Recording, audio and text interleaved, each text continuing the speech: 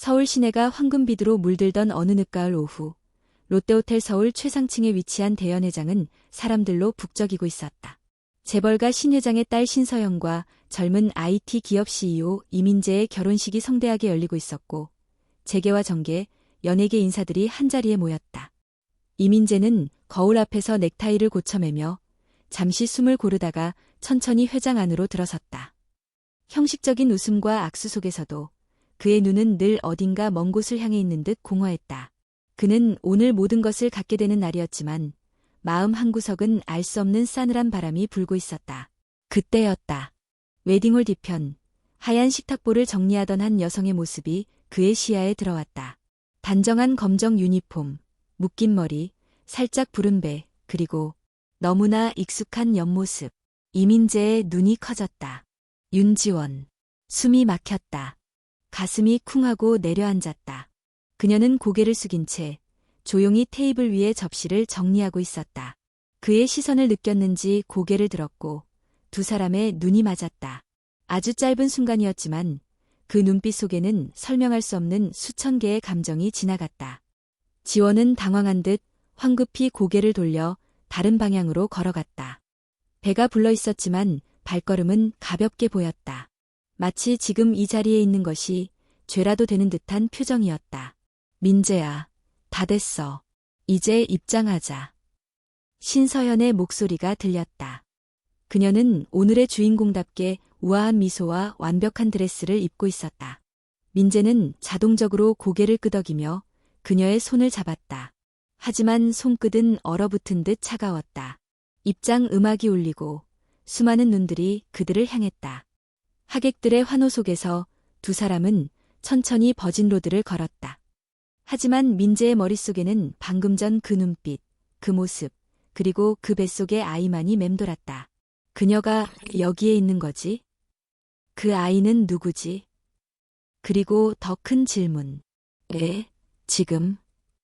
결혼식은 예정대로 진행되었지만 민재는 멍한 상태였다. 사진 촬영, 케이크 커팅, 감사 인사까지 모든 것이 흐릿하게 느껴졌다. 옆에 서 있는 서연은 전혀 눈치채지 못한 듯 보였지만 민재 자신은 속이 뒤틀릴 듯 불편했다. 식이 끝나고 리셉션이 시작되자 민재는 조용히 회장 밖으로 나왔다. 조명이 반짝이는 복도를 따라 내려가며 그는 휴대폰을 꺼냈다. 그리고 저장된 번호 중 하나를 눌렀다. 호진아, 윤지원을 다시 찾아줘. 지금 바로. 전화기 너머에서 놀란 목소리가 들려왔다. 지원이요? 형, 지금 결혼식이. 그녀가 여기 있어. 바로 앞에서 내 결혼식을 서빙하고 있었다고. 그리고 임신했어. 많이 배가 불러. 잠시 정적이 흘렀고 이어 조용한 대답이 돌아왔다. 알겠습니다. 바로 알아볼게요. 민재는 깊게 숨을 들이쉬었다. 가슴이 뛰었다. 그 눈빛, 그 몸짓, 그리고 아무 말 없이 사라졌던 2년 전의 밤, 모든 기억이 홍수처럼 밀려왔다. 2년 전, 그는 전 재산을 걸고 첫 번째 스타트업을 성공시켰고, 세상은 그를 젊은 억만장자라 불렀다. 하지만 그때도 그가 매일 집으로 돌아오게 만든 유일한 이유는 바로 윤지원이었다. 그녀는 언제나 조용히 그의 옆을 지켜줬고, 말없이 그의 상처를 보듬었다. 하지만 어느 날, 아무런 예고도 없이 그녀는 떠났다. 테이블 위엔 짧은 메모 한 장과 인감도장이 찍힌 이혼 서류가 놓여 있었다. 민재는 믿을 수 없었다. 며칠 동안 그녀를 찾아 헤맸지만 어디에도 그녀는 없었다. 아무런 설명도 없이 그들의 모든 기억과 사랑은 허공으로 흩어졌다. 그리고 오늘 그녀는 그의 결혼식에 웨딩드레스를 입은 신부 옆에서 서빙복을 입고 서 있었다. 민재는 조용히 복도를 걸어 지원이 사라졌던 방향으로 갔다. 웨딩홀의 주방 옆, 직원 대기실 쪽으로. 어쩌면 아직 그곳에 있을지도 모른다는 희망 하나로. 복도 끝에 문이 하나 살짝 열려 있었고 그 안에 지원이 있었다. 그녀는 의자에 앉아 눈을 감고 있었다. 손은 배 위에 조용히 얹어 있었고 얼굴에는 지친 기색이 역력했다. 민재는 문을 닫지 않고 그 자리에 잠시 서 있었다. 지원이 눈을 떴다. 그리고 그를 봤다. 두 사람은 말없이 눈을 마주쳤다. 숨소리만이 방 안에 울렸다. 그리고 아주 작게 그녀가 말했다. 여긴 오면 안 되는 곳이야. 민재는 대답하지 않았다. 그냥 천천히 걸어 들어갔다. 그리고 아주 낮은 목소리로 말했다. 떠났어. 지원의 눈동자가 흔들렸다. 그녀는 입술을 깨물며 고개를 돌렸다. 지금은 얘기할 때가 아니야. 그럼 언제? 우리 아이가 태어나고 나서? 아니면 다시 사라진 뒤? 지원은 고개를 숙였다. 눈물이 떨어졌다. 그 순간 민재는 확신했다. 그 아이는 그의 아이였다. 윤지원의 눈물은 조용히 떨어졌지만 그 조각들은 이민재의 가슴을 날카롭게 찔렀다. 말없이 그녀 앞에 앉은 그는 여전히 믿기지 않는 듯한 표정으로 그녀를 바라보았다. 지원아, 민재가 입을 열었다. 2해 전, 너 왜 떠났는지 묻지 않았던 날들. 하지만 오늘 널 다시 보고 나서야 알겠어. 난 그 대답 없인 앞으로 못 나아가. 지원은 눈을 감았다. 그날 밤의 기억이 날이 선 유리처럼 마음을 찔렀다. 비 오는 새벽, 그녀는 캐리어 하나만 들고 그가 잠든 침대를 떠났다. 돌아보지 않았다. 돌아봤다면 울음을 참을 수 없었을 테니까. 그날 너한테 편지라도 남기려 했어. 그녀가 낮게 말했다. 하지만 그랬다면 넌 날 찾아왔겠지. 내가 떠난 이유도 모르고 나를 붙잡으려 했을 거야. 그럼 말이라도 하지 그랬어. 그게 사랑이었잖아. 널 지키고 싶었고 함께하고 싶었는데. 지원은 고개를 저었다. 내가 떠나지 않았다면 너 지금쯤 내 회사 키우지도 못했을 거야. 널 무너뜨리는 뉴스가 매일 올라왔겠지. 내 어머니가 날 그렇게 만들겠다고 했으니까. 민재의 표정이 굳었다. 어머니가 뭐? 지원은 처음으로 민재의 눈을 똑바로 바라보았다. 그녀의 눈에는 억눌렀던 상처가 또렷이 담겨 있었다. 내 어머니, 그날 날 찾아왔어. 내 앞길을 막고 싶지 않으면 조용히 사라지라고 했지. 그녀는 내가 내 삶의 흠집이라고 했어. 너는 재벌가와 연결되어야 할 사람이니까 내 같은 여자는 짐일 뿐이라고. 민재는 손에 힘을 줬다. 주먹이 떨렸다. 그래서 아무 말도 없이 떠난 거야. 내 커리어가 막 올라가기 시작하던 때였잖아. 너는 준비한 만큼 이룰 자격이 있었어. 그런데 내가 곁에 있으면 그걸 다 망칠 수도 있다는 생각이 들었어. 그건 내가 정할 일이 아니었어. 민재의 목소리가 흔들렸다. 함께 이겨낼 수도 있었잖아. 왜 날 믿지 않았어? 지원은 아무 대답도 하지 못했다. 이미 지나간 선택이었다. 그 시절 그녀는 어리고 두려웠다. 사랑했지만 그 사랑이 상대의 미래에 해가 될까 두려웠다. 그래서 희생이라는 이름으로 떠났고 지금까지 그 대가를 안고 살아왔다. 민재는 고개를 숙였다. 그리고 천천히 손을 내밀어 지원의 배에 손을 얹었다. 몇 개월이야? 이제 곧 8개월. 민재의 손끝이 떨렸다. 심장이 울렸다. 그 안에 자신의 아이가 있다는 사실이 실감처럼 다가왔다. 이 아이는 두 사람의 흔적이자 그 모든 상처를 껴안고 자라난 존재였다. 병원은 다니고 있어? 응, 혼자라도 준비는 해야 하니까. 민재는 작게 숨을 내쉬며 말했다. 이제부터는 혼자가 아니야. 지원은 그의 말을 들으며 고개를 저었다. 넌 지금 결혼식에서 도망친 상태야. 온 언론이 너를 주시하고 있어. 내가 내 옆에 있다는 게 알려지면 또 똑같은 일이 반복될지도 몰라. 그래서 포기하라는 거야. 아이도, 널 사랑했던 내 마음도. 지원은 입술을 깨물며 고개를 돌렸다. 그 순간에도 그녀는 민재를 보호하고 싶었다. 하지만 민재는 더 이상 그녀를 떠나보낼 생각이 없었다. 내가 선택할게. 이번엔 나한테 결정권을 줘. 민재는 자리에서 일어나 주머니에서 명함 하나를 꺼내 책상 위에 두었다. 이건 내 개인 연락처야. 어떤 번호도 바뀌지 않을 거야. 언제든 연락해. 내가 준비됐을 때 다시 시작하자. 그는 한 걸음 물러서며 말했다. 그리고 이 아이, 내 아이야. 그러니까 앞으로 그 어떤 것도 혼자 짊어지지 마. 지원은 아무 말도 하지 못한 채 그를 바라보았다. 그는 천천히 방을 나섰고 문이 닫히는 소리와 함께 방 안은 다시 고요해졌다. 그녀는 한참 동안 명암을 쳐다보다가 조용히 배 위에 손을 얹었다. 아직 이 마음의 문은 열리지 않았다. 하지만 어쩌면 언젠가 그 문을 다시 열 수 있을지도 몰랐다. 물론입니다. 아래는 이야기의 3부, 약 1100자 분량으로 전개 흐름과 감정의 연결을 유지하면서 이민재의 내면 변화, 두 사람의 과거의 상을 중심으로 서사적 긴장감을 이어갑니다. 서울 한복판, 반포대로를 따라 달리는 차량 안, 이민재는 운전대를 붙잡은 채 한 손으로 라디오를 껐다. 차창 밖으로는 네온 사인들이 흐르고 사람들은 분주히 걸어 다녔지만 그의 시야에는 아무것도 들어오지 않았다. 지원의 눈빛, 떨리는 목소리, 그리고 8개월이라는 시간. 그 모든 게 머릿속에서 뿌옇게 맴돌았다. 그녀는 혼자였다. 긴 시간 동안 아무에게도 말하지 못한 채 아이를 지키며 살아왔다. 그리고 자신은 그 모든 시간 동안 어디에 있었는가? 성공이라는 이름 아래 그는 도대체 무엇을 놓치고 있었던가? 민재는 급히 방향을 틀어 한강 다리 쪽으로 향했다. 복잡한 감정들을 정리하지 않으면 견딜 수 없을 것 같았다. 여의도 쪽 강변 주차장에 차를 세우고 창문을 내렸다. 찬바람이 얼굴을 스쳤다. 한강 너머의 불빛들이 출렁이는 물 위로 흔들렸다. 마치 지금 그의 마음처럼. 그는 핸드폰을 꺼내 오래된 앨범을 열었다. 지원과 함께했던 사진들이 화면에 떠올랐다. 작고 허름한 자취방에서 함께 라면을 먹던 날, 남산의 올라하늘을 바라보며 소원을 빌던 날, 그리고 창업 초기, 실패할까 두려워 떨리던 밤에 그녀가 등을 토닥여주던 그 순간들.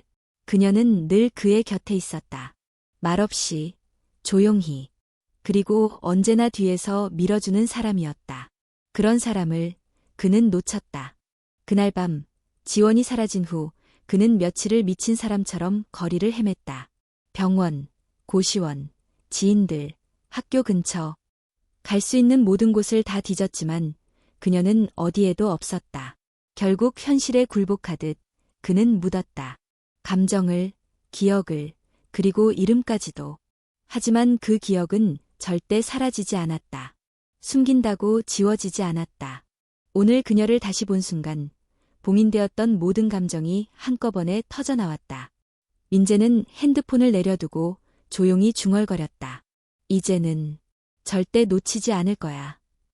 그날 밤 윤지원은 침대에 앉아 있었다. 민재가 떠난 후 방 안은 고요했지만 그녀의 가슴은 요동치고 있었다. 그가 진심이었다는 건 안다. 눈빛 하나, 말투 하나에서 전해지는 감정은 거짓이 아니었다. 하지만 그녀는 아직 두려웠다. 다시 그와 얽히게 되면 과거의 상처가 되풀이되지 않을까. 그가 또다시 어머니의 뜻에 흔들리게 되면 이번엔 아이까지 상처를 받지 않을까. 하지만 한편으로는 민재의 말이 계속 머릿속을 맴돌았다. 이번엔 나한테 결정권을 줘. 그 말은 단순한 요청이 아니었다. 그녀를 향한 책임이자 약속이었다. 민재는 변해 있었다. 예전처럼 감정에 휩쓸리는 남자가 아니었다. 두 발로 서서 그녀와 아이를 지킬 준비가 된 사람이었다. 지원은 천천히 손을 배 위에 올렸다. 아이는 잠잠했다. 마치 엄마의 고민을 알고 있는 듯했다. 하준아, 우리 아빠 정말 다시 찾아왔어. 작은 속삭임이 방 안에 스며들었다. 며칠 후 지원은 병원 진료를 마치고 나오는 길에 익숙한 얼굴과 마주쳤다. 이민재였다. 그는 기다렸다는 듯 그녀에게 다가와 말했다. 오늘 검진 있는 날이라서 혹시나 해서 와봤어. 지원은 당황했지만 금세 마음을 진정시켰다. 그녀는 고개를 끄덕였다. 모든 수치는 정상이래. 민재는 안도의 숨을 쉬었다. 다행이다. 같이 점심 먹을래? 지원은 잠시 망설이다가 조용히 고개를 끄덕였다. 두 사람은 근처 작은 국밥집에 들어갔다. 화려한 레스토랑도 조용한 카페도 아닌 평범한 시장 골목의 오래된 식당. 하지만 이상하게도 그곳은 마음을 편하게 해주었다. 식사 중 민재가 먼저 입을 열었다. 나 요즘 생각이 많아졌어. 회사도, 집도, 다 다시 돌아봐야 할 것 같아. 지원은 조용히 그를 바라보았다. 너는 이미 성공했잖아. 왜 굳이? 그 성공이라는 게 너 없인 의미가 없더라고. 난 내가 있었기 때문에 여기까지 온 거야. 그걸 이제서야 깨달았어. 그의 말은 단순한 후회가 아니었다. 진심이었다. 지원은 수저를 내려놓고 말했다. 하준이, 그 아이는 너처럼 눈이 깊어. 벌써부터 태동이 강해. 아마 세상에 나오면 너처럼 고집도 셀 거야. 민재는 미소 지었다. 그리고 조용히 말했다. 하준이라는 이름 너무 좋다. 지원의 눈이 커졌다. 그녀는 말한 적이 없었다. 아이의 이름을 민재에게. 어떻게 알았어? 그냥 내가 붙일 법한 이름 같아서. 하늘의 선물이라는 뜻도 있고. 두 사람은 조용히 서로를 바라보았다. 지난 시간들이 무너뜨린 신뢰의 벽 위로 아주 작고 단단한 다리가 하나 생기고 있었다. 아직 완전히 건널 수는 없었지만 그 다리는 다시 서로를 향해 나아갈 길이 되어줄 수 있을 것이다. 서울 청담동의 고급 레스토랑. 창밖으로는 초겨울 바람이 나뭇가지를 흔들고 있었다. 실내는 따뜻했지만 공기는 무거웠다. 한쪽 테이블에 앉은 네 사람, 이민재와 그의 어머니 이정희, 그리고 신서연과 그녀의 아버지 신병호 회장이 마주보고 있었다. 서연이 마음 다친 거 어떻게 책임질 거냐? 신 회장의 목소리는 낮았지만 단호했다. 이건 단순한 사적인 문제가 아니야. 민재 씨, 자네도 알겠지만 우리 두 집안이 어떤 관계인지 모를 리 없을 텐데. 민재는 가볍게 숨을 들이쉬며 말했다. 책임지겠습니다. 하지만 결혼은 이어갈 수 없습니다. 정적이 흘렀다. 어머니 이정희의 얼굴은 단단히 굳어 있었고 신 회장은 웃음 섞인 한숨을 내쉬었다. 그럼 지난 몇 달 동안의 협력과 합의는 뭐였나? 기자회견 준비는? 투자 일정은? 민재는 눈을 피하지 않았다. 모든 비즈니스는 제가 직접 책임지겠습니다. 투자 철회는 없을 겁니다. 하지만 서연 씨와의 결혼은 제 인생입니다. 그건 제가 결정해야 할 문제입니다.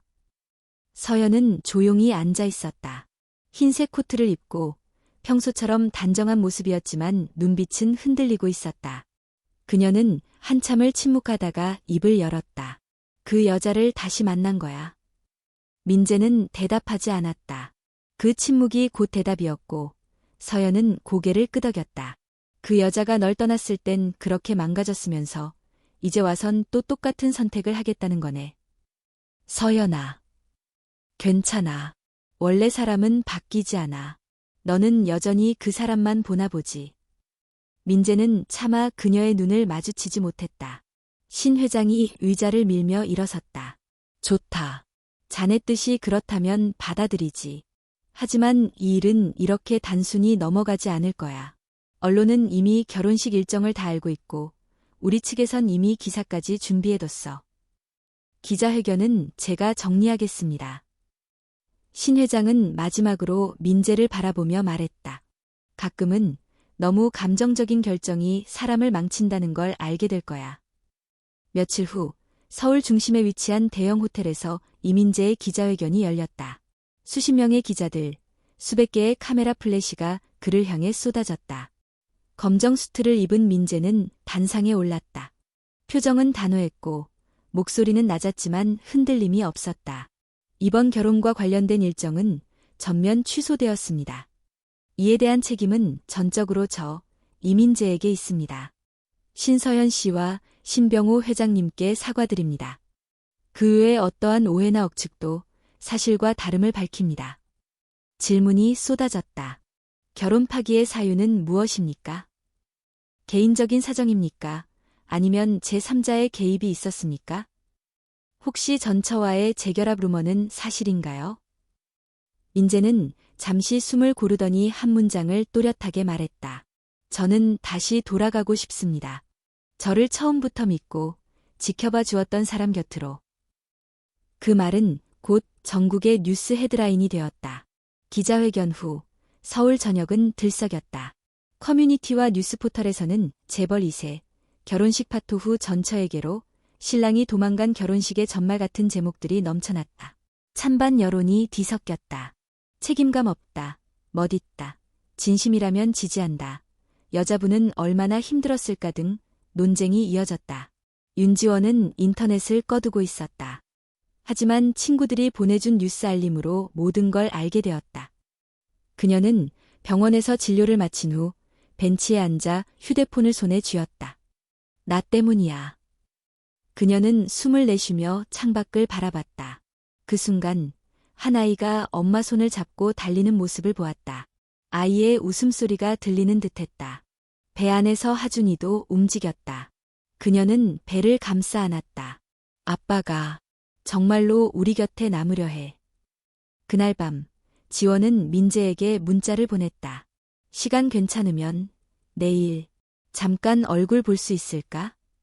답장은 바로 왔다. 당장이라도 갈 수 있어. 다음 날 그들은 다시 마주했다. 지원은 카페 한쪽 구석자리에 앉아 있었고 민재는 급히 들어와 그녀 앞에 앉았다. 기자회견 봤어. 미안해. 너한테 부담 줄까 봐 걱정했어. 지원은 조용히 고개를 저었다. 근데 왜 그렇게까지 했어? 민재는 미소도 없이 말했다. 널 다시 보고 나서야 알았어. 내가 진짜 놓친 게 뭔지. 세상이 다 등을 돌려도 넌 나를 믿어줬잖아. 그걸 되찾고 싶었어. 지원은 아무 말 없이 그의 손등 위에 손을 올렸다. 아무 말 없이 조용히. 그 짧은 순간 속에 두 사람 사이의 모든 과거와 상처, 그리고 새로운 가능성이 담겨 있었다. 그날 이후 이민재는 매일 아침 윤지원의 아파트 근처에 들렀다.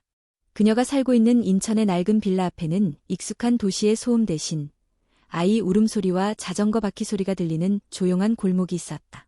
민재는 음식을 담은 보온 도시락과 과일, 임산부 영양제를 가방에 담아 현관문 앞에 놓고 돌아섰다. 벨은 누르지 않았다. 그녀가 부담스러워할까 두려웠다. 대신 짧은 메모를 남겼다. 오늘은 미역국이야. 소금은 조금 넣었어. 하준이랑 잘 먹고. 지원은 매일 아침 현관 앞에 가방을 보며 혼잣말을 했다. 이 사람 진짜 고집은 여전하네. 그러면서도 가방을 안으로 들이고 식탁 위에 올려놓는 손길은 조심스럽고 따뜻했다. 그녀는 그가 만든 음식을 천천히 음미했다. 익숙한 손맛이었다. 함께 살던 시절 민재가 요리한다고 부엌을 난장판으로 만들던 기억이 떠올랐다.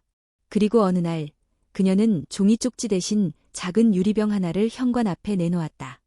안에는 그녀가 직접 말린 귤 껍질차가 들어있었다. 그날부터 두 사람은 아무 말도 없이 서로의 문 앞에 작은 마음을 교환했다. 하지만 세상은 그렇게 조용히 그들을 놔두지 않았다. 기자들은 여전히 윤지원을 추적하고 있었다. 처음에는 도망간 전처라는 자극적인 타이틀로, 이후에는 이민재의 아이 엄마라는 관심의 대상으로 그녀를 쫓았다.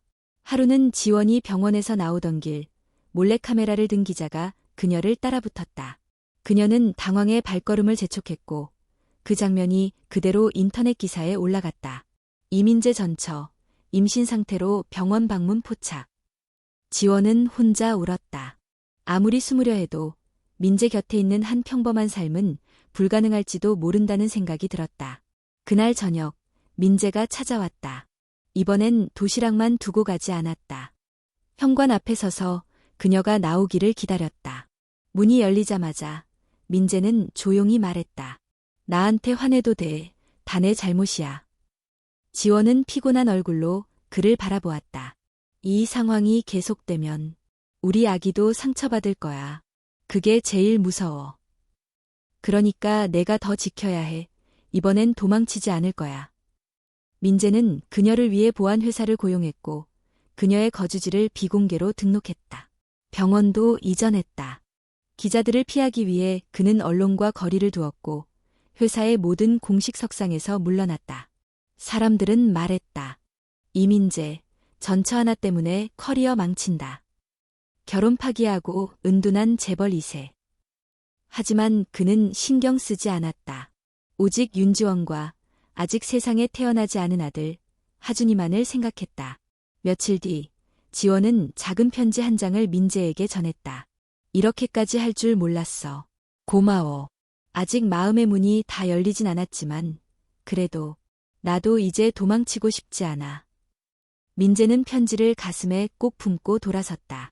그날 밤 그는 작은 아파트를 계약했다.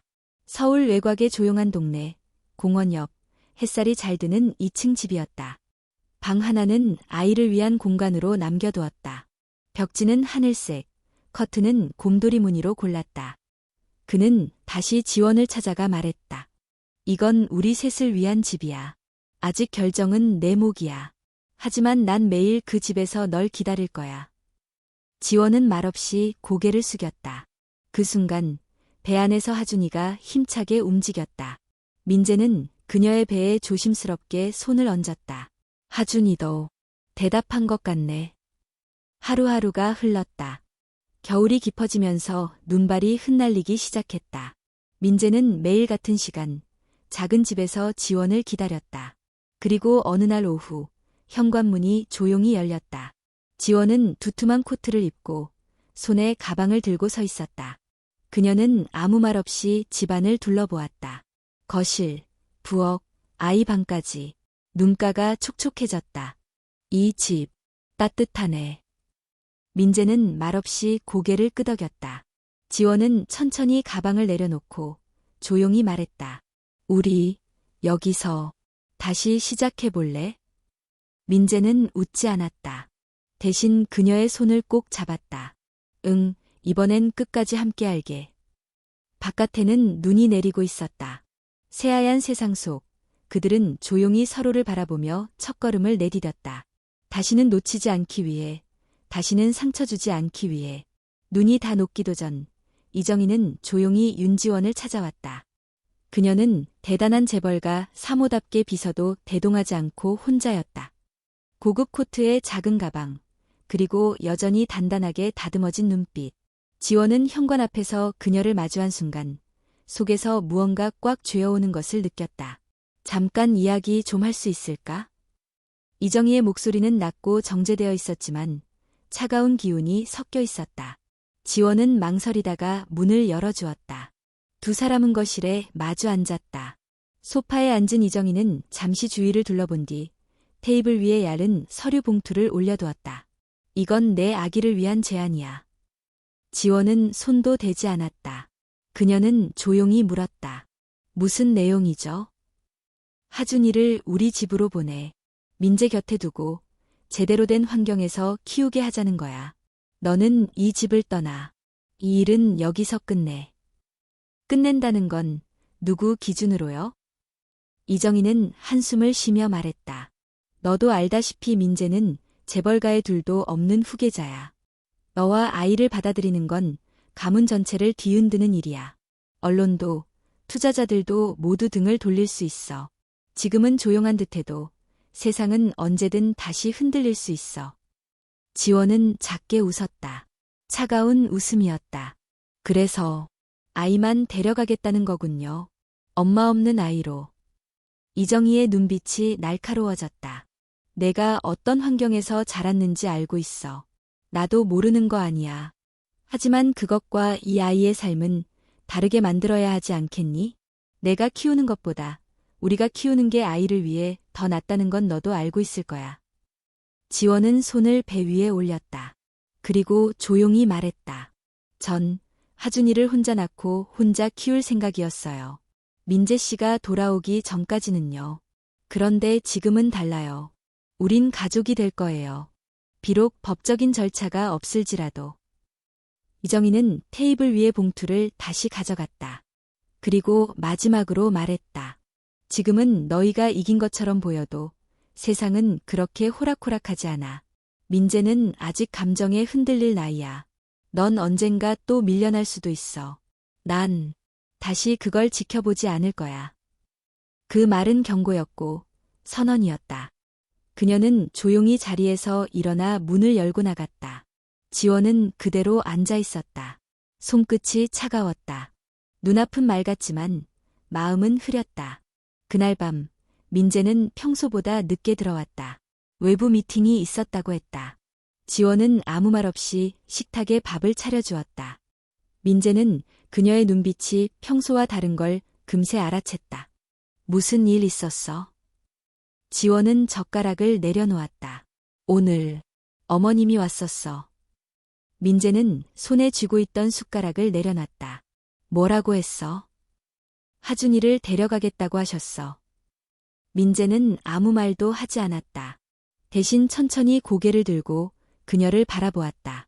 그럴 거라고 예상은 했지만 이렇게 빨리 움직일 줄은 몰랐네. 지원은 조용히 웃었다. 난 이제 도망치지 않을 거야. 나 혼자라도 지킬 거야. 하준이도, 우리 삶도. 민재는 자리에서 일어나 그녀의 앞에 무릎을 꿇었다. 그리고 두 손으로 그녀의 손을 감쌌다. 혼자가 아니야. 이번엔 끝까지 함께 할게. 그의 말은 결심이었다. 단순한 위로도 아니고 순간의 감정도 아니었다. 그는 이미 준비가 되어 있었다. 어머니와 맞설가고, 사회적 위치를 내려놓을 각오, 그리고 무엇보다 그녀를 지킬 각오. 며칠 후 민재는 어머니 이정희를 직접 찾아갔다. 그녀는 아들의 얼굴을 보자마자 말했다. 정리하고 와라. 그 집에서. 하지만 민재는 단호하게 말했다. 이제는 어머니 뜻대로 살지 않을 거예요. 내가 뭘 안다고? 저 여자를 사랑한다고 착각하지 마. 너는 지금 감정에 취해 있는 거야. 몇 년 뒤에 어떤 선택이 너를 후회하게 만들지 생각은 해봤니? 전 이미 2해 전 후회했어요. 그때 그녀를 잃었고 모든 걸 놓쳤죠. 다시는 그런 후회는 하지 않을 겁니다. 이정희는 조용히 눈을 감았다. 그리고 천천히 물었다. 그 아이가 내 아이라는 걸 확신할 수 있니? 민재는 주저하지 않았다. 그게 중요합니까? 하준이는 내 아이예요. 내 마음이 그렇습니다. 그러면 충분해요. 그는 자리를 박차고 일어났다. 이정희는 그 뒷모습을 바라보며 혼잣말을 했다. 이젠 정말 어른이 되었구나. 그날 밤 민재는 지원과 함께 병원에 다녀왔다. 하준이의 심장 소리가 선명하게 들렸다. 초음파 화면 속 작은 몸짓을 보며 두 사람은 손을 꼭 맞잡았다. 그 작은 생명은 아직 세상을 모른다. 하지만 그의 존재는 두 사람에게 세상을 다시 살아갈 이유가 되어주고 있었다. 지원은 말했다. 무서울 때도 있어. 이 아이가 세상에 나왔을 때 우리가 잘해줄 수 있을까? 민재는 고개를 끄덕이며 그녀의 이마에 입을 맞췄다. 함께니까. 괜찮아. 무서울 땐 같이 무서워하면 돼. 그 순간 밖에는 다시 눈이 내리기 시작했다. 겨울은 아직 끝나지 않았지만 그들 사이에는 봄이 다가오고 있었다. 이정희는 오래도록 혼자 앉아 있었다. 이민재가 떠난 후 그녀는 아무 말도 하지 않은 채 거실의 고요함 속에 파묻혔다. 손에 쥔 찻잔의 열도 식은 지 오래였다. 그녀의 마음 한편엔 자존심과 전통, 그리고 또 한편엔 아들에 대한 미안함이 함께 얽혀 있었다. 그녀는 민재가 어릴 적 모든 걸 걸고 그를 키워냈다. 남편이 사업 실패 후 병으로 세상을 떠난 뒤 그녀는 오직 하나의 원칙으로 살아왔다. 약해지면 무너진다. 감정은 뒤로 하고 현실에 이겨야 한다는 신념으로. 하지만 민재는 그런 세상 속에서 자라나고도 감정을 지키는 어른이 되었다. 그것이 기특하면서도 왠지 가슴이 저려왔다. 며칠 후 그녀는 병원을 찾았다. 조용히 접수처에 물었다. 산부인과 윤지원 씨 진료 기록 열람 가능한가요? 직원이 고개를 저었다. 죄송합니다. 보호자 동의 없이는 불가합니다. 이정희는 무표정한 얼굴로 고개를 끄덕이고 돌아섰다. 하지만 마음속엔 처음으로 작은 감정이 피어났다. 정말로 그 아이가 내 손자일까? 라는 물음과 함께 그 아이가 어떤 모습일지 궁금해지는 순간이 찾아온 것이다. 며칠 후 윤지원은 갑작스러운 복통으로 병원에 실려갔다. 하준이는 예정일보다 한 달 가까이 일찍 세상 밖으로 나오려 하고 있었다. 민재는 회의를 하던 중 전화를 받자마자 그대로 병원으로 달려갔다. 병원 복도, 간호사들이 분주히 오가고 있었다. 민재는 손에 땀을 쥔 채 분만실 앞에서 서성거렸다. 의사는 조심스럽게 말했다. 산모가 너무 긴장하고 있어서요. 유도분만 대신 응급 제왕절개로 진행할 수 있습니다. 민재는 고개를 끄덕였다. 지원이와 아이만 무사하면 됩니다. 그때였다. 복도 저편에서 낯익은 구두 소리가 들려왔다. 민재는 고개를 돌렸다. 이정이었다. 그녀는 말없이 다가와 아들 옆에 섰다. 그리고 아무 말 없이 분만실 쪽을 바라보았다. 민재는 놀라움을 감추지 못했다. 어머니가 여긴. 애가 태어난다는데 어찌 안 오겠니? 그 짧은 한마디에 민재는 입술을 깨물었다. 그리고 고개를 끄덕였다. 시간은 더디게 흘렀다. 복도에선 간간히 울리는 모니터 소리와 간호사의 발걸음만이 공기를 채웠다. 마침내 수술실 문이 열리고 간호사가 얼굴을 내밀었다. 남자아이입니다. 무사히 태어났어요. 이정희의 눈동자가 흔들렸다. 그녀는 조심스럽게 아이를 안은 간호사에게 다가가 아이의 얼굴을 바라보았다. 작고 붉은 얼굴, 힘차게 울고 있는 하준이. 그리고 그 눈매엔 분명 민재의 유전자가 또렷이 느껴졌다. 간호사가 말했다. 아기 안아보실래요? 이정희는 잠시 주저했지만 결국 손을 내밀었다. 처음으로 그녀의 팔 안에 손자가 안겼다. 그 순간 예상치 못한 감정이 밀려왔다. 뜨겁고 복잡하고 어딘가 아팠다. 그녀는 작은 속삭임처럼 말했다. 그래, 내가 우리 집에 온 첫 번째 손자구나. 민재는 그 모습을 말없이 지켜보았다. 지원은 회복실에서 깨어났다. 아직 마취의 영향이 남아있었지만 아이가 무사하다는 소식에 안도하며 눈물을 흘렸다. 하준이는 괜찮아요? 민재가 그녀의 손을 꼭 잡고 고개를 끄덕였다. 정말 잘 울었어. 건강하게 태어났어. 그녀는 천천히 눈을 감았다. 그리고 아주 작게 중얼거렸다. 다행이다. 정말 다행이야. 잠시 후 병실 문이 조심스럽게 열렸다. 이정희가 들어섰다. 지원은 놀란 표정을 지었지만 말을 꺼내지 못했다. 이정희는 천천히 다가와 말했다. 하준이, 안아봤어요. 지원은 그 말을 듣고 조용히 고개를 끄덕였다. 그래요.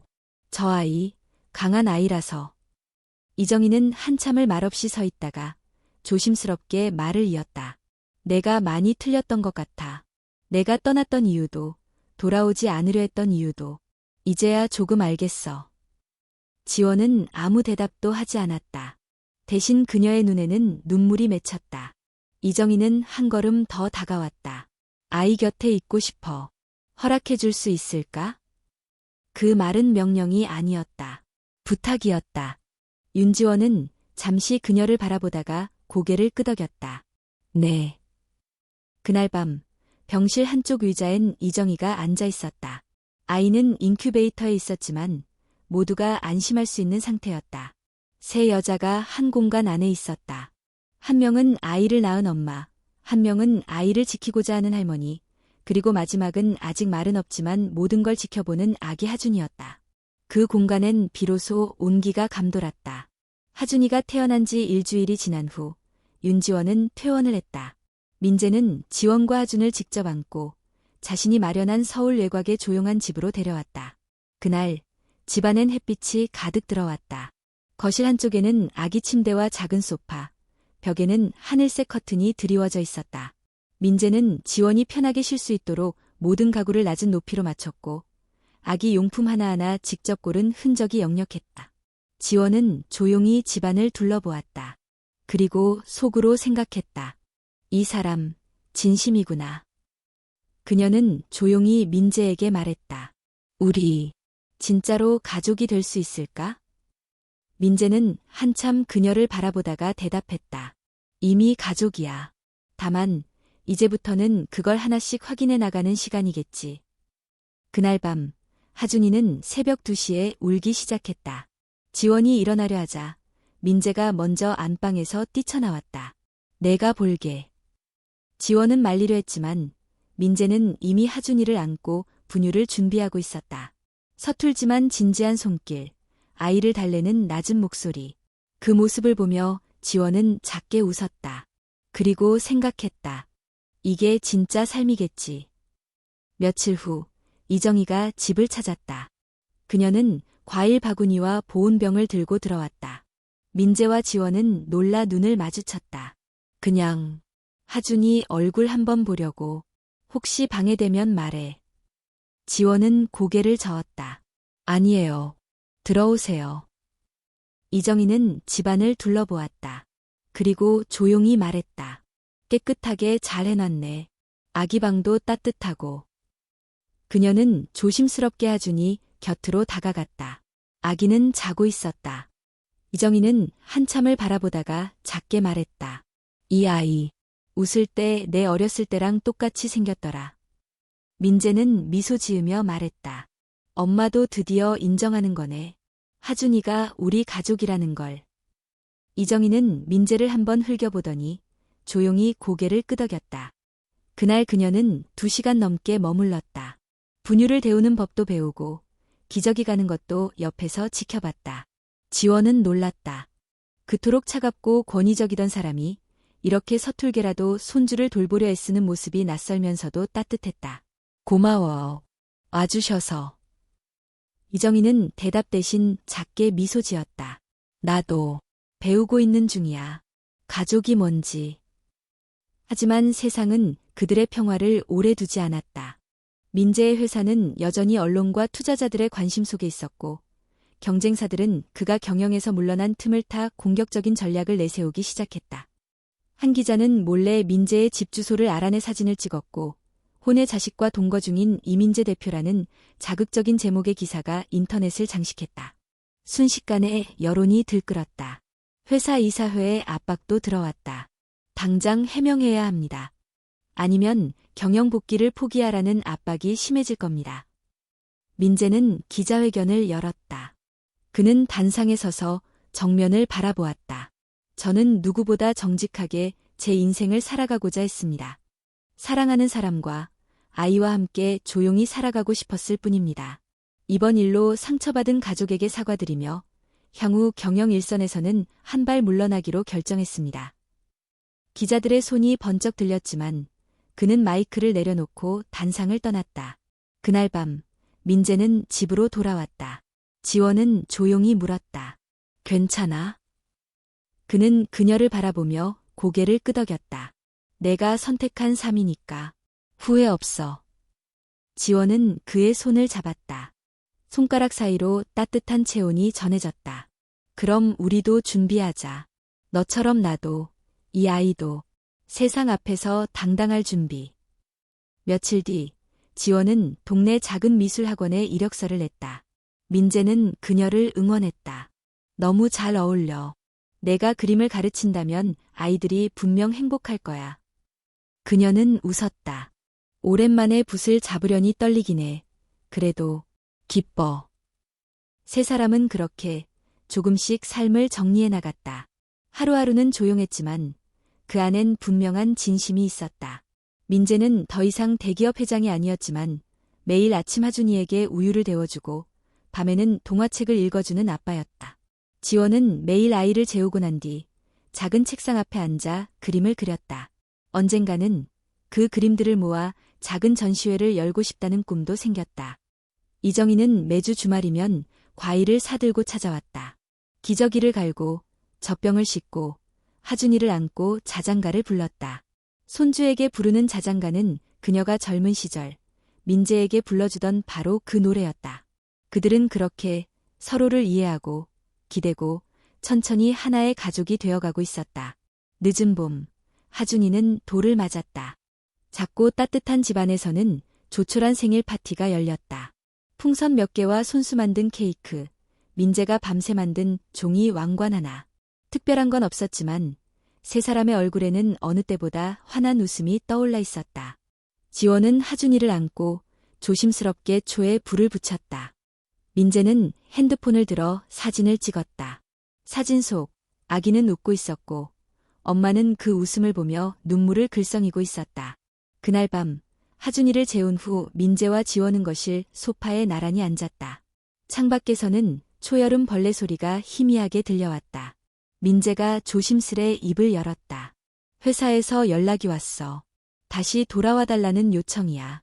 조건도 좋고 이번엔 내가 원하는 방식으로 경영할 수 있게 배려해주겠대.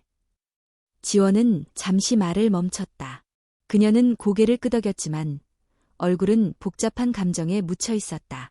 하고 싶어. 솔직히 일은 그리웠어. 내가 만든 회사를 남이 이끌고 있는 걸 보는 건 쉽지 않았어. 그의 말은 단호하지도 흔들리지도 않았다. 진심이었다. 지원은 가만히 말했다. 그럼 해, 난 괜찮아. 민재는 고개를 저었다. 하지만 이번에는 그냥 나 혼자 결정할 수 없어. 너랑 하준이, 우리 셋이 함께 사는 이 생활이 가장 소중해졌거든. 지원은 미소를 지었다. 너도 이젠 진짜 아빠가 됐구나. 둘은 오래도록 침묵했다. 그리고 조용히 손을 잡았다. 며칠 뒤, 민재는 어머니 이정희와 마주 앉았다. 그는 회사 복귀에 대해 이야기했다. 엄마는 어떻게 생각해? 이정희는 차를 한 모금 마신 뒤 천천히 말했다. 예전에 너였다면 당연히 찬성했을 거야. 성공이 너의 모든 것이었던 시절엔. 민재는 가만히 웃었다. 지금은 조금 복잡하네. 내가 잘못한 것도 많고, 너희가 어떻게 사는지 보니까 세상 모든 게 성공이란 단어 하나로 설명되지는 않더라. 이정희는 잠시 멈췄다가 민재를 바라보며 말했다. 다만 하나, 명확하게 말해줄 수 있어. 지원이와 하준이를 지키면서도 내가 원한다면 다시 일할 수 있어. 선택의 방식이 달라졌을 뿐, 너는 여전히 강한 아이야. 민재는 처음으로 어머니의 말에 깊이 고개를 숙였다. 이제야 정말 가족이 되었구나 하고 그는 생각했다. 같은 시각, 윤지원은 작업실에서 그림을 그리고 있었다. 미술학원에서의 강의는 여전히 즐거웠고 아이들을 가르치는 시간이 점점 늘어났다. 그녀의 그림은 동네 전시회에 소개되기 시작했고 갤러리에서도 한두 번 연락이 왔다. 그녀는 붓을 멈추고 창밖을 바라봤다. 노을이 퍼지며 하늘을 붉게 물들이고 있었다. 그녀는 스스로에게 물었다. 나도 다시 시작해도 될까? 하준을 낳고 나서 그녀는 오직 엄마로만 살았다. 하지만 민재처럼 그녀에게도 꿈은 있었다. 그림으로 세상을 표현하고 사람들의 마음을 어루만지는 그런 작품을 그리고 싶었다. 그날 밤 그녀는 민재에게 말했다. 너만 선택 앞에 서 있는 건 아니야. 나도 고민이 있어. 무슨 고민? 갤러리에서 전시 제안을 받았어. 정식 계약이 되면 몇 달간 집중해서 작업해야 해. 하준이를 계속 봐줄 수 있을까? 민재는 웃으며 고개를 끄덕였다. 당연하지. 하준이 기저귀 가는 건 나보다 잘하는 사람 없을걸. 나도 다시 나로 살고 싶어. 너는 지금도 충분히 멋진 윤지원이야. 하지만 더 멋져질 거라고 믿어. 둘은 다시 한번 같은 미래를 바라보며 고개를 맞대었다. 한 달 후 민재는 회사에 복귀했고 지원은 전시 준비에 들어갔다. 두 사람은 하준이의 일정을 나눠 맡았고 이정희는 주말마다 찾아와 아이를 돌보았다. 삶은 바빠졌지만 단단해졌다. 세 사람은 서로에게 기댔고 함께 고민했고 무엇보다 진심으로 웃었다.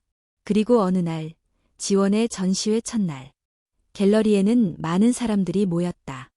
민재는 하준이를 안고 가장 앞줄에 섰다. 지원은 무대 위에 서서 말했다. 제가 이 그림들을 그릴 수 있었던 건 제 인생에 가장 힘들고 가장 따뜻했던 시간을 지나왔기 때문입니다. 그리고 그 시간엔 늘 한 사람이 있었습니다. 그녀는 민재를 바라보았다. 민재는 고개를 끄덕이며 속삭였다. 고마워. 전시회가 끝난 후 세 사람은 집으로 돌아왔다. 하준이는 민재 품에 안겨 잠이 들었고 지원은 작은 책상 앞에 앉아 그림을 정리했다. 민재는 그녀 곁에 앉았다. 그리고 조용히 말했다. 우리 다시 결혼하자. 지원은 놀라 고개를 들었다. 민재는 꺼내놓은 반지 상자를 열었다. 이번엔 아무도 반대하지 않잖아. 지원은 웃으며 눈물을 흘렸다. 응, 나도 그래. 나도. 이제는 준비됐어. 햇살이 따스하게 내리던 초가을 어느 날 서울 근교의 작은 정원 카페에서 조촐한 결혼식이 열렸다. 하객은 많지 않았다. 가족과 몇 명의 가까운 지인들, 그리고 작은 음악을 연주하는 현악 삼중주단. 정원 한편에는 하준이를 위한 아기 의자가 놓여 있었고 풍선과 장미꽃이 소박하게 장식을 더했다. 윤지원은 순백의 원피스를 입고 손에 작은 부케를 들고 있었다. 그녀의 옆에는 하준을 아는 민재가 서 있었다. 그는 심플한 베이지색 정장을 입고 있었고 눈빛은 차분하면서도 반짝였다. 너무 긴장돼. 지원이 웃으며 물었다. 처음보다 더 떨려. 민재가 대답했다. 처음보다 더 좋지 않아? 지원이 다시 물었다. 민재는 웃으며 고개를 끄덕였다. 응, 훨씬 더. 줄에는 따로 없었다. 대신 두 사람은 서로를 바라보며 서약을 직접 읽었다. 민재가 먼저 입을 열었다. 윤지원. 널 처음 만난 날부터 지금까지 수없이 많은 감정을 겪었고 수없이 많은 선택의 순간 앞에 섰지만 지금 이 순간만큼 확신에 찬 적은 없어. 너와 하준이와 함께할 미래를 약속할게. 어떤 어려움이 와도 도망치지 않을게. 함께 걸어갈게. 지원은 눈시울이 붉어졌다. 그녀는 작게 숨을 들이쉬고 말을 이었다. 이민재. 나는 한때 너를 떠났고 다시는 만날 수 없을 거라 생각했어. 하지만 이제 알아. 우리가 돌아온 건 우연이 아니라 서로의 삶에 꼭 필요한 존재였기 때문이야. 앞으로 함께 웃고, 함께 울고, 함께 살아가자. 하객들의 박수 소리와 함께 두 사람은 서로를 꼭 안았다. 그 순간 하준이가 갑자기 울음을 터뜨렸다. 모두가 웃었다. 민재는 능숙하게 아이를 안고 달랬다. 하준이도 축하하는 거야. 이정희는 맨 앞자리에 앉아 그 모습을 조용히 바라보았다. 그녀의 눈가에도 눈물이 맺혀 있었다. 한때는 절대 받아들일 수 없었던 그 여자가 이제는 자신의 며느리가 되었고 손자는 사랑받는 아이로 자라고 있었다. 결혼식이 끝난 후 민재와 지원은 손님들과 인사를 나누었다. 친구들은 말했다. 너희 진짜 영화 같아. 근데 영화보다 더 감동적이야. 지원은 겸손하게 웃었다. 그냥 현실에서 행복을 찾으려고 노력했을 뿐이야. 며칠 후 세 사람은 짧은 가족 여행을 떠났다. 강릉의 바다, 작은 펜션, 그리고 바닷바람 속에서 하준은 처음으로 바다를 보았다. 민재는 하준을 어깨에 태우고 해변을 걸었다. 지원은 뒤에서 그 모습을 사진에 담았다. 하준아, 이게 내 첫 바다야. 앞으로 이 바다보다 더 넓은 세상을 너랑 같이 보고 싶어. 지원은 조용히 다가와 민재의 옆에 섰다. 고마워. 다시 나를 선택해줘서. 민재는 미소 지었다. 사실은 내가 나를 기다려줘서 가능한 일이었어. 하준이는 파도 소리에 맞춰 손을 흔들었다. 세 사람은 바람 속에서 그렇게 함께 서 있었다. 서울로 돌아온 후 민재는 주 3일만 출근하는 형태로 회사를 운영하기 시작했다. 나머지 시간은 가족과 함께 보내기로 약속했다. 그에게 있어 성공이란 더 이상 숫자나 계약서 위에 사인이 아닌 아침에 아이를 안고 웃는 순간 함께 밥을 먹고 밤에 조용히 책을 읽는 시간이었다. 지원은 갤러리와의 전속 계약을 맺고 개인 작업과 강의 모두를 병행했다. 그녀의 그림은 점점 더 많은 사람들의 마음을 움직였다. 특히 가족을 주제로 한 연작은 많은 이들의 사랑을 받았다. 어느 날 그녀는 민재에게 물었다. 우리 하준이에게 동생 만들어줄까? 민재는 잠시 놀란 눈으로 그녀를 바라보다가 곧 웃으며 대답했다. 하준이랑 나랑 둘 다 준비되면 그땐 진심으로 반겨줄 수 있을 것 같아. 밤이 깊어질 무렵 아이를 재운 후 두 사람은 베란다에 나란히 앉아 있었다. 도시의 불빛이 멀리 반짝였고 달빛은 부드럽게 창을 스쳤다. 가끔은 꿈만 같아. 지원이 말했다. 무슨 꿈? 그냥 이렇게 우리가 다시 만났고 함께 살고 있고 아이도 있고 그 모든 게. 민재는 그녀의 손을 잡았다. 그럼 앞으로 매일 이 꿈을 현실로 만들자. 지원은 고개를 끄덕였다. 그들의 이야기엔 더 이상 끝이라는 말이 필요하지 않았다. 매일이 새로운 시작이었고 그 시작은 언제나 세 사람의 이름으로 쓰여졌다.